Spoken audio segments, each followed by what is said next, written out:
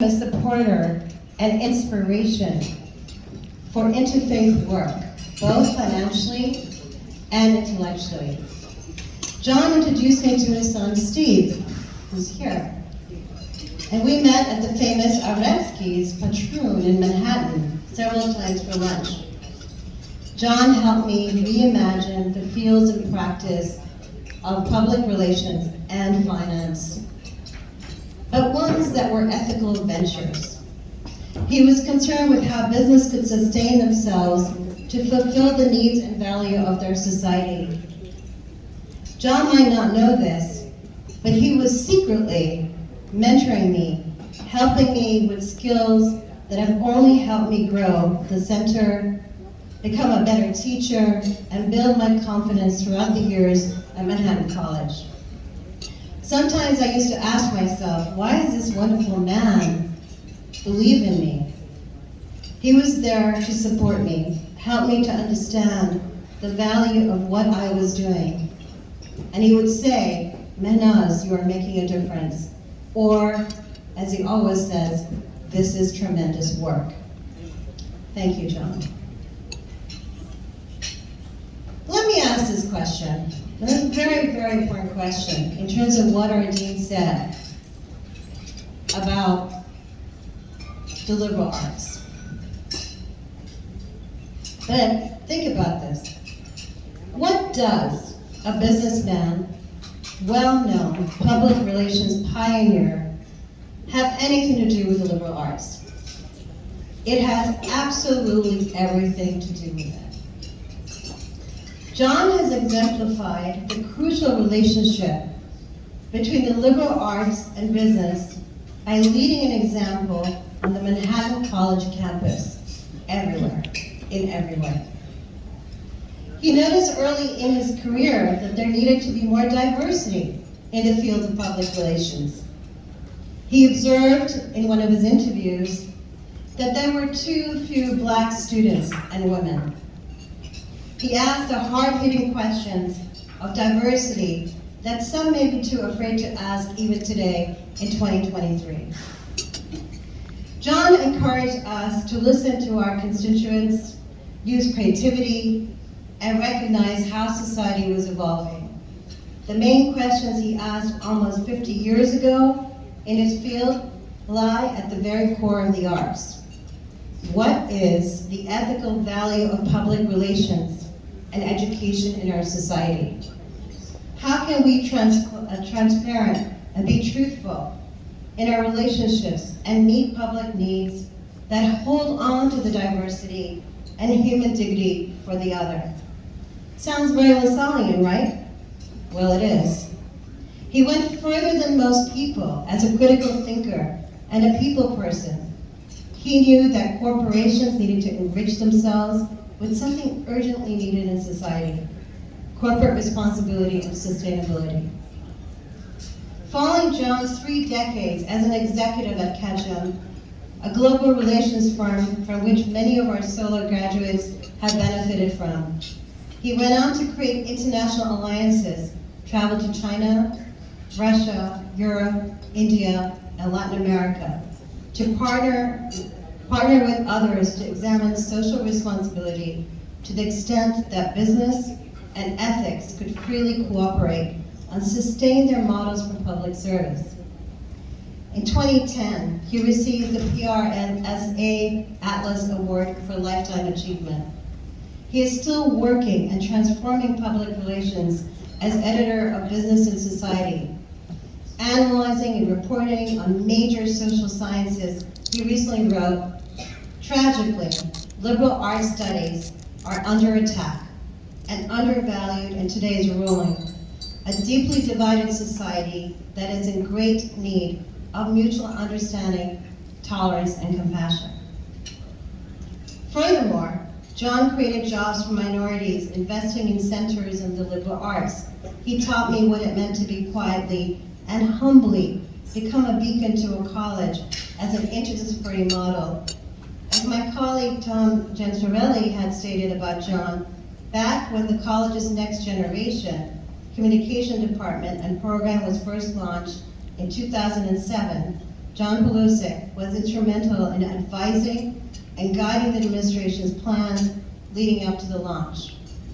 He then became a consultant, friend, ally to the founding chair and our faculty in myriad ways, including serving in our department's board of consultors for 3 years of its work and continuing as a member of the School of Liberal Arts Board of Advisors ever since. Most importantly, he has continued to be caring and engaging mentor to our students, speaking at Public Relations Student Society of America, events on numerous occasions, and encouraging our best students to apply to Kesham's vaunted fellowship program, which the company uses to discover and hire young talent. In sum, the communication department owes John a great deal of gratitude on behalf of our students. The present chair, Michael Grabowski, stated, John has continued to support our department, including bringing an episode of his program Business and Society to our television studio, where our students produced a feature interview he conducted. Not only was he a gracious guest and client, but he also provided our students professional mentorship.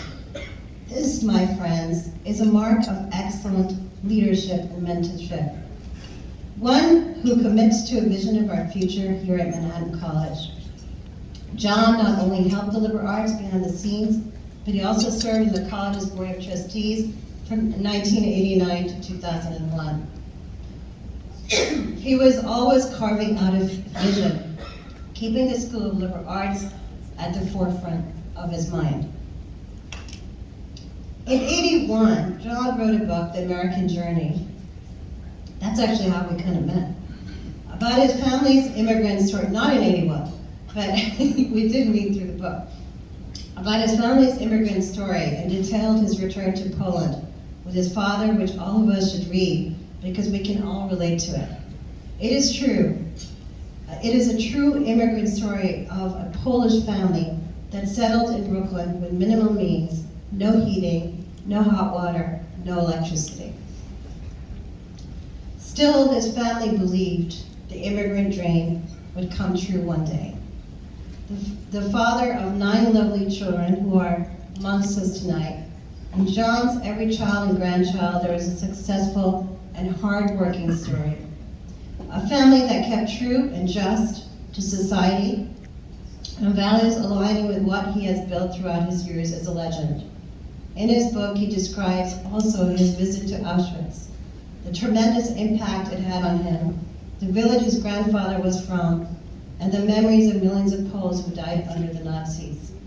John is truly multifaceted, with an enormous vision for who we are as Americans, and exemplifies the core values of humanity. He undertakes history, but he transforms with time. Evolving is a key word in his vocabulary. We are personally and professionally fortunate and grateful that his family and associates believed in our school and wanted to see success of a small college with hardworking and committed educators that espouse the values of De La Salle. We at the Liberal Arts have worked tirelessly for our mission, done the heavy lifting for the heart of the college, and taught thousands of students inside and outside of the classroom. However, some of us could not have done any of this without support and an example like John Paluszek. This gives us hope and keeps us working towards what is ethically responsible, even in the corporate structure we exist in. In one of his interviews, John says that one of his great mentors was Martin Luther King, who created a space and voice not just for Black Americans, he says, but for me, like white Americans, to think differently and inspire through the civil rights movement.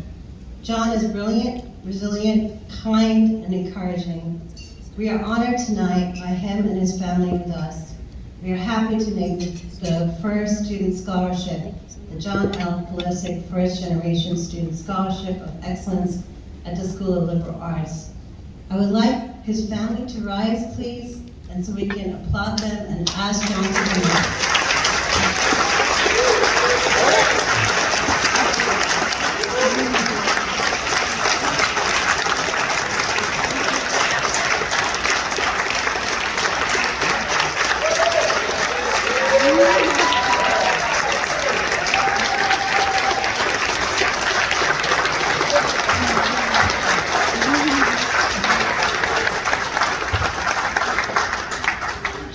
would you please come up to the podium?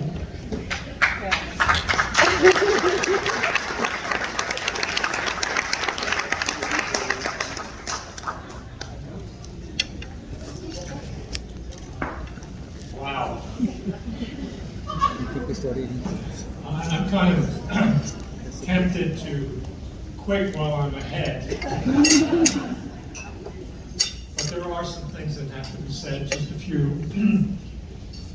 And the first is that I hope you'll join me in a round of applause for Inez.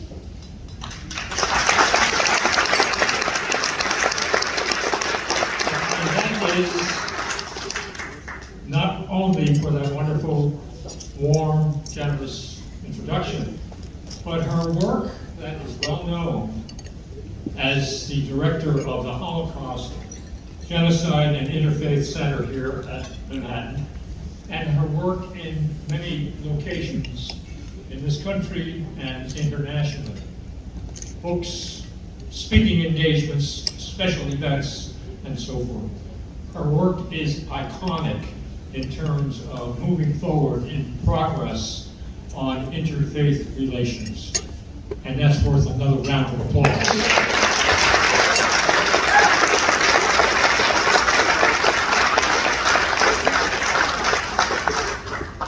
Now, I'd like to also commend the committee for this event, this wonderful event.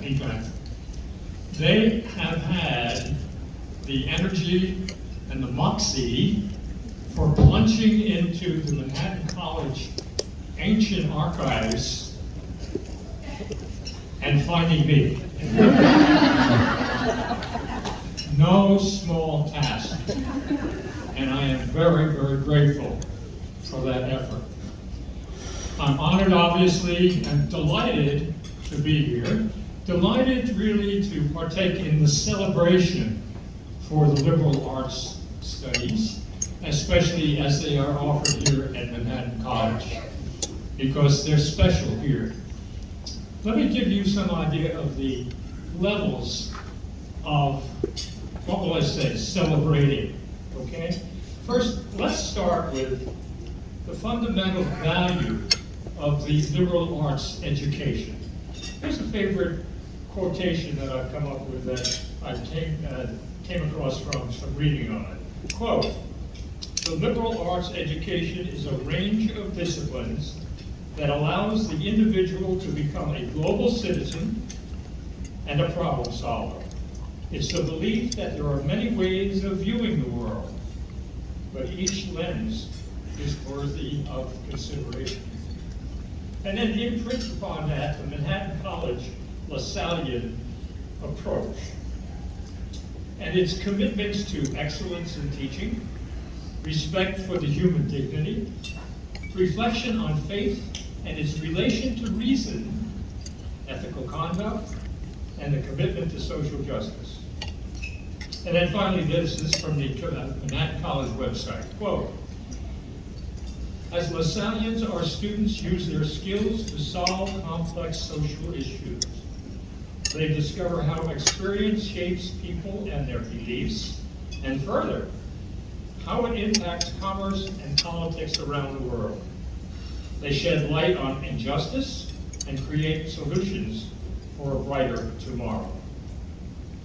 Let's try to summarize that in just a few words, okay? Boldface, boldface.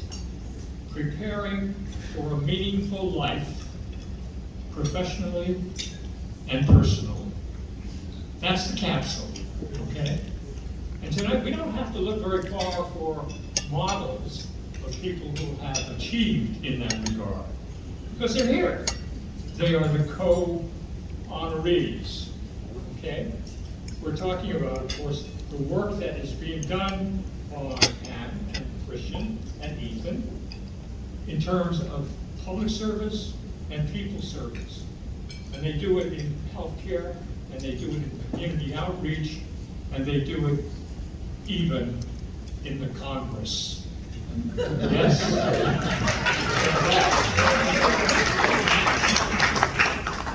Oh, by the way, sort of aside, a classmate of mine, J.O. Lieber, after graduating from liberal arts school, became a very distinguished educator. And he became the president of New York University. How's that for achievement? NYU. And that's kind of a segue for me to offer just a little perspective. When I was a freshman here, first in my family to go to college, I was a commuter. And that commute was take a bus for about 20 or 30 minutes to the subway, and then take the E train to the A train, and then take the A train to the number 1 train. About 2 hours. I mean, so what? Not bad, right? 2 hours. I bought a jalopy in sophomore year. Much quicker. But by contrast with the way things are here, the wonderful way things are here, our 4 years studying liberal arts concentrated on the erosion and the evolution of Western civilization and culture. 4 core courses over those 4 years, constantly, with a few electives, okay? Freshman year, Greece and Rome.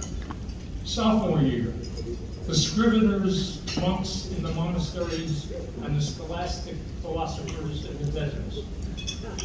Junior year, the Renaissance, the Reformation, the Enlightenment, and humanism. Senior year, the modern age, or what we thought was modern in the 1950s. Oh yeah. Oh yeah.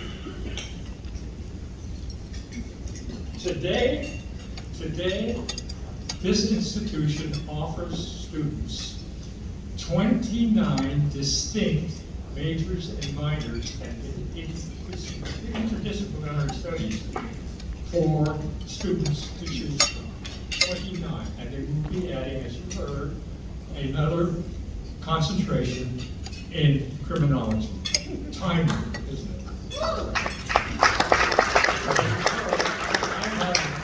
Experience working with one of the departments, communication departments, and producing a video. And I can tell you that it is commercial grade and it is still available on our website after 5 years. So the quality of the education is certainly there. And when you look at the total offering of the curriculum in the liberal arts program at Manhattan, you get valuable insights into this society as a whole. Where are we as a society? How do we get here? Where do we seem to be going? And the biggest question is there something that each of us can do to make it a better society? A big question. And a timely question, because unfortunately our society is divided by the cultural wars. And the liberal arts are undervalued and even under attack. So there is much to, if not celebrate, be aware of, and be constantly moving forward in terms of addressing it. I think there's a way to do that, and it's called the social contract. Many of you may be very familiar with the concept of the social contract. Fundamentally, it is the recognition that every profession has a fundamental social obligation. The medical profession has health and well-being. The legal profession, law and order. Communicators, mutual understanding and harmony. Okay? But there is one profession that is even more universal and impactful of any of those. It is the teaching profession. It is the educator. He or she, both through scholarship, pedagogy, and dedication, provides the fundamental values and knowledge and wisdom that is used for us to build on throughout a lifetime.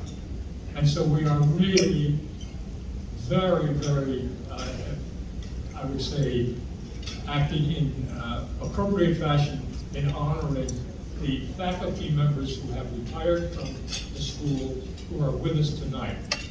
A round of applause, I think.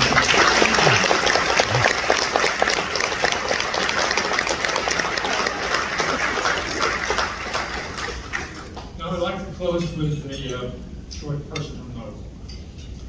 You see, I'm a very, very lucky guy. 4 days after I graduated from Manhattan, I married a very lovely, smart, strong, lit young lady. And over many years, we were blessed with the family that we've met. Okay?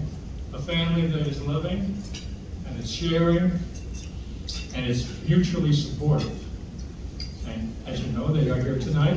And I just want to say that I love who they are, and that I admire what they do.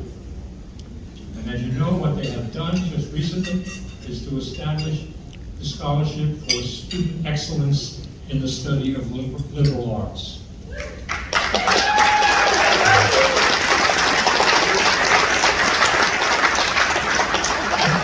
as I said, we want to thank very much all of you for attending, and also for those contributions that are being made by our colleagues, our friends, alums, like Phil Riley, my classmate, and John Nason, my mentor over here.